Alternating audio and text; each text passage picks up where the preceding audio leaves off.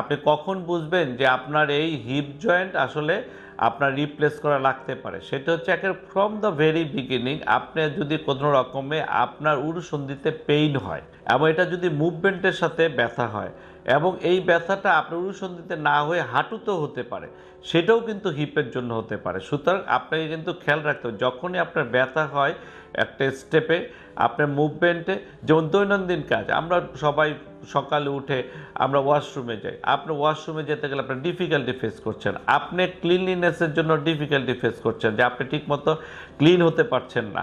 আবার আপনি আপনার কর্মক্ষেত্রে দেখা গেল যে আপনি নিজেকে সেইভাবে অ্যাক্টিভ রাখতে পারছেন না, আপনি একটু মুভমেন্ট করে আপনি স্টেয়ার্স উঠতে গেছেন, আপনি দেখা গেল সিঁড়ি ভাঙার সময় সিঁড়ি উঠার সময় আপনার ব্যথা হচ্ছে, আপনি ফার্স্ট মুভমেন্ট করতে পারছেন, তখন কিন্তু আপনাকে অবশ্যই ডাক্তারের শরণাপন্ন হতে হবে। শরণাপন্ন হলে ডাক্তার সাহেব হয়তো এটাতে এই ক্ষেত্রে হয়তো প্রথমে একটি এক্সরে করবেন, এক্সরে করার পরে যদি দেখা যায় যে আপনার জোড়াটা একেবারেই খারাপের দিকে, তখন এক্সরেই সাফিসিয়েন্ট।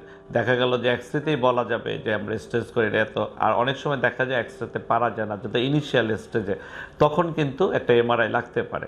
এমআরআই করে তখন বোঝা যেতে পারে যে আসলে হিপ জয়েন্ট আপনার এফেক্টেড হয়েছে কি হয়নি, তখন ডাক্তার সাহেব স্টেজ অনুযায়ী আপনার চিকিৎসা দেবেন।